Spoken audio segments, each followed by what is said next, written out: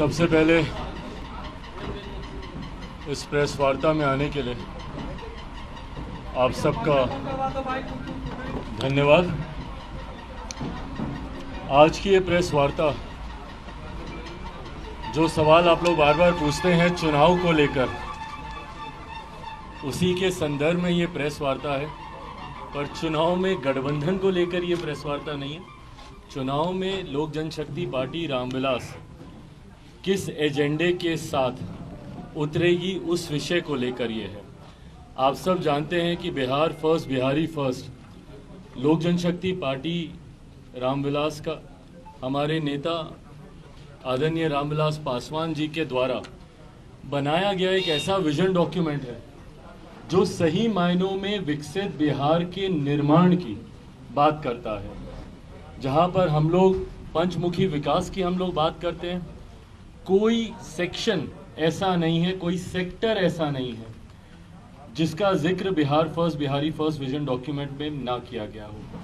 कैसे यहाँ पे प्रति व्यक्ति आय को बढ़ाया जाए, कैसे यहाँ पे किसानों की समस्या का समाधान किया जाए, युवाओं की समस्या विभिन्न क्षेत्रों में पढ़ाई लिखाई, खेल कूद, शिक्षा, रोजगार, हर क्षेत्र में जो युवाओं की समस्या है उसका कैसे समाधान किया जाए, महिलाओं की समस्या का कैसे समाधान किया जाए, मजदूरों की समस्या का कैसे इसमें समाधान किया जाए, IT job, IT sectors, industrialisation कैसे आएगा, पर कैपिटा इनकम कैसे, टूरिज्म को कैसे बढ़ावा दिया जाएगा, हर सेक्टर का की बात बिहार फर्स्ट, बिहारी फर्स्ट करता है।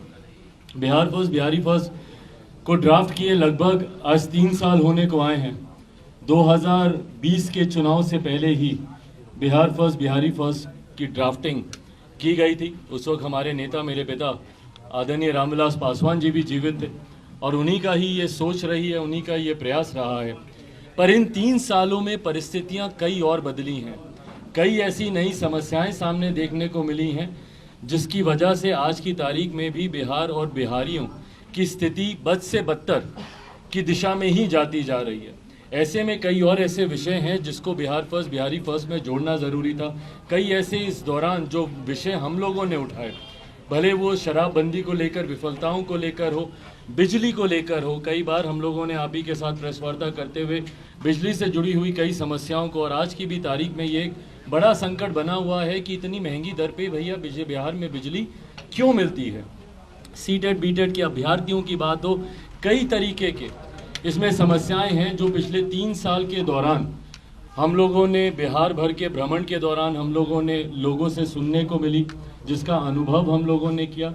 उन विषयों को भी इसमें जोड़ा जाना अनिवार्य है ताकि 2024 और उसके साथ या उसके तुरंत बाद जैसे ही बिहार विधानसभा के चुनाव हो तो ये एक पूर्ण रूपेण एक ऐसा इसका रूप तैयार हो जो कि पूरे बिहार और 13 करोड़ बिहारियों की ये बात करता हो। ऐसे में आज आप सबके माध्यम से जहां एक तरफ बिहार फर्स्ट, बिहारी फर्स्ट का जिक्र मैं कर रहा हूं, वहीं मैं चाहूँगा कि बिहारी भी अपना सुझाव इसके लिए दें। हम लोग एक व्हाट्सएप नंबर आज आपके माध्यम से हम लोग जारी करने जा रहे हैं, जिसमें मैं चाहता हूं कि तमाम बिहारी, युवा, महिला, बुजुर्ग, अलग अलग क्षेत्र से आने वाले लोग, व्यवसायिक हों, किसान हों, मजदूर हों, वो ज़रूर अपने अपने सुझाव इस व्हाट्सएप नंबर पर दें 7091776636। ये व्हाट्सएप नंबर है जिसमें लिखित रूप में हर बिहारी फ़ोन करके, ताकि इसमें हम लोगों ने लिखा भी है कि अब बनेगा आपके सपनों का बिहार। अभी तक राजनीतिक दल, राजनेता सिर्फ अपनी बातें करते आए हैं कि वो क्या सोचते हैं, पर ज़रूरी है कि बिहार क्या सोचता है, बिहारी क्या चाहते हैं। तो उनके सुझाव से उनका घोषणा पत्र तैयार हो, उन्हीं के सुझाव से ये विजन डॉक्यूमेंट तैयार हो। जहां इसका एक बड़ा हिस्सा पहले ही तैयार किया जा चुका है, पर उसमें जो और सुझाव आएंगे इस व्हाट्सएप के माध्यम से, उन तमाम सुझावों पर भी चिंतन किया जाएगा, उसकी भी समीक्षा की जाएगी। और जो भी ऐसे महत्वपूर्ण सुझाव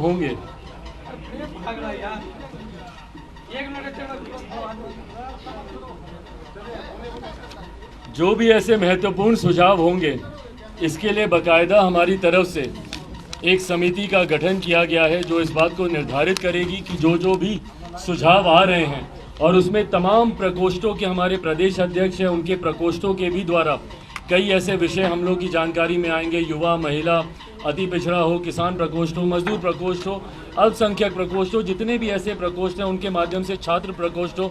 छात्रों की एक बड़ी समस्या रही है भैया, 3 साल का कोर्स 5-5, 6-6 साल तक कंप्लीट नहीं होता, पेपर लीक यहाँ पे हो जाता है। तो इन तमाम विषयों को हम लोगों ने बिहार फर्स्ट, बिहारी फर्स्ट में इनकॉर्पोरेट करने का हम लोगों ने प्रयास किया है। इसी संदर्भ में एक 7 सदस्यीय समिति का भी हम यहाँ पर गठन कर रहे हैं, जिसमें हमारे राष्ट्रीय उपाध्यक्ष डॉक्टर अरुण कुमार जी होंगे, जिसमें हमारे राष्ट्रीय महासचिव एवं पूर्व विधायक श्री सतीश कुमार जी होंगे, इसमें राष्ट्रीय महासचिव डॉक्टर सत्यानंद शर्मा जी होंगे, इसमें हमारी महिला की राष्ट्रीय महासचिव श्रीमती इंदु कश्यप जी होंगी, प्रदेश के हमारे उपाध्यक्ष श्री अशरफ अंसारी जी होंगे, प्रदेश के हमारे उपाध्यक्ष प्रणव कुमार जी होंगे और हमारे प्रदेश के महासचिव कैप्टन नंद कुमार पासवान जी होंगे।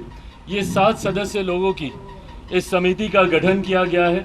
इस समिति का उद्देश्य तमाम आ रहे सुझाव व्हाट्सएप के माध्यम से हो, विभिन्न प्रकोष्ठों के माध्यम से हो, या वैसे भी बिहार भ्रमण के दौरान जितने सुझाव अभी तक हम लोग को मिले हैं उसकी समीक्षा करके एक इसका अंतिम प्रारूप तैयार किया जाए, ताकि आने वाले दिनों में बिहार फर्स्ट, बिहारी फर्स्ट की हार्ड कॉपी से लेके सॉफ्ट कॉपी तक घर घर तक हम लोग पहुंचाने का काम करें। इसकी विस्तृत जानकारी मेरे सारे सोशल मीडिया प्लेटफॉर्म्स पर भी अवेलेबल होंगी। ट्विटर प्लेटफॉर्म हो, फेसबुक का हो, इंस्टा का हो, जितने भी हमारे सोशल मीडिया के प्लेटफॉर्म्स हैं उस पर भी इसकी विस्तृत जानकारी वहाँ पर दी जाएगी कि अभी तक हम लोग क्या सोच रहे हैं, आने वाले दिनों में क्या क्या सुझाव आ रहे हैं, या उसके माध्यम से कहाँ पर लोगों को सुझाव देने हैं। तमाम नंबर्स भी सोशल मीडिया प्लेटफॉर्म पर सबके साथ शेयर किए जाएंगे। तो अब इस उम्मीद के साथ कि आने वाले दिनों में बिहार और बिहारियों के सपनों का बिहार बने, ना कि किसी नेता और राजनीतिक दल की महत्वाकांक्षाओं का, इस सोच के साथ बिहार फर्स्ट, बिहारी फर्स्ट हर एक बिहारी की भागीदारी की उम्मीद रखते हुए इस बिहार फर्स्ट, बिहारी फर्स्ट को आगे लेकर जाने का हम लोग प्रयास कर रहे हैं। ये एक महत्वपूर्ण जानकारी, क्योंकि लोकसभा के चुनाव अब समीप हैं और पूरी तरीके से पार्टी अब चुनावी मोड में उतर गई है। तमाम तैयारी, पुनः आप लोग गठबंधन पे सवाल पूछें, उससे पहले मैं बोल दूं कि गठबंधन चुनाव के वक्त तय किया जाएगा किसके साथ होना है, नहीं होना है। पर उससे पहले पार्टी की संगठन को लेकर तैयारी हो, पार्टी की नीतियों को लेकर तैयारी हो, बिहार फर्स्ट, बिहारी फर्स्ट को लेकर तैयारी हो, या जनसंपर्क या जन कार्यक्रम को लेकर तैयारी हो।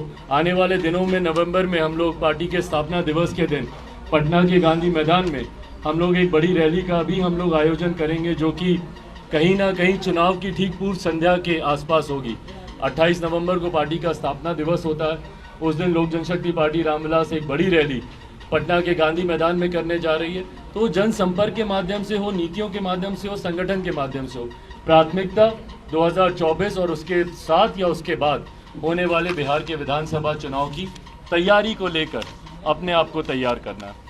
अब आप लोग के कोई सवाल, कोई ऐसा विषय जो छोड़ा मैंने? 28 नवंबर। अभी एक पुल टूटी है, उसकी जांच केंद्रीय एजेंसी से क्या होनी चाहिए, क्योंकि यहाँ बिहार अपना IAS अधिकारी नियुक्त हो जाता है। भाई बिल्कुल होनी चाहिए, जांच बिल्कुल होनी चाहिए, क्योंकि बिहार की जांच पर भैया कौन विश्वास करेगा। अगर इन्होंने सही में अगर इन्होंने जांच करवाई होती और अगर ढंग से जांच हो गई होती तो वही पुल दोबारा इस तरीके से नहीं टूटता, इस तरीके से नहीं गिरता। पहली जांच की रिपोर्ट उस वक्त भी भाई बहुत बड़े बड़े दावे किए गए थे कि पता नहीं IIT रुड़की और कहां से क्या, कहां है वो रिपोर्ट भाई, किसकी जानकारी में है? पुल निर्माण में था, टूट गया, 2 दिन 4 दिन हल्ला हुआ, सब हुआ, जांच होगी, ये होगा, कार्रवाई होगी। उसके बाद क्या किया मुख्यमंत्री जी ने? हाथ पे हाथ धर के तकिए के ऊपर सर रख के सो गए। उसके बाद दोबारा उनकी नींद कब टूटती है? जब वही पुल पुनः टूट जाता है। और भाई कब से, दशकों से इस पुल के निर्माण का कार्य चल रहा है, कितनी बार इसकी राशि बढ़ाई गई है और इस तरीके से राशि बढ़ती गई। अगर मेरी जानकारी सही है तो 600-700 करोड़ का ये प्रोजेक्ट था। अभी हाल में जब ये टूटा है तो 1700 करोड़ पर आ गया। अभी इसके बाद अगर दोबारा होगा तो ये 2500, 2600, 2700 करोड़ तक ये जाएगा। तो ये पैसा किसका जा रहा है भैया? टैक्स पेयर्स का ये पैसा जा रहा है। और ये पैसा सिर्फ और सिर्फ भ्रष्टाचार की देन चढ़ रहा है ये पैसा। तो ऐसे में जरूर इसकी राष्ट्रीय केंद्रीय एजेंसियों से इसकी जांच होनी चाहिए, क्योंकि मुख्यमंत्री की जांच पर ना बिहार को विश्वास है ना बिहारियों को विश्वास है। फिलहाल जी आगामी 23 जून को विपक्ष की बैठक है। अब मल्लिकार्जुन खड़गे भी आ रहे हैं, राहुल गांधी भी आ रहे हैं, गैर भाजपाई मुख्यमंत्री भी आ रहे हैं। क्या लग रहा है, एनडीए गठबंधन को डर होगा इससे? अच्छा, अब यही देखिए, ये दोनों प्रश्न कितने हास्यास्पद लगते हैं सुनने में एक साथ। एक तरफ जो मुख्यमंत्री बिहार में पुल नहीं बना पा रहे, वो विपक्षी ब्रिज कायम कर रहे हैं, विपक्षी एकता का ब्रिज। तो भैया ये जो विपक्षी एकता का ब्रिज है ना, ये भी ऐसे ही धराशायी होगा जिस तरीके से इनका ये निर्माणाधीन ब्रिज धराशायी हुआ है। जिस तरीके से इस पुल का हर्ष हुआ है, वही हर्ष इनकी तथाकथित विपक्षी एकता।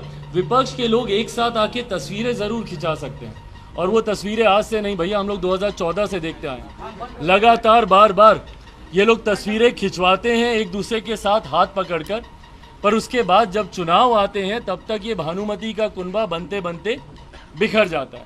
ये फिर से धराशायी इसी तरीके से ही होगा। और विपक्षी एकता बंद, इसको बैठा दीजिए। विपक्षी एकता की जहां तक आपने बात की, भाई महत्वाकांक्षाएं इतनी हैं। कई राज्यों के मुख्यमंत्री का आपने जिक्र किया, वो ऐसे मुख्यमंत्री हैं जो प्रधान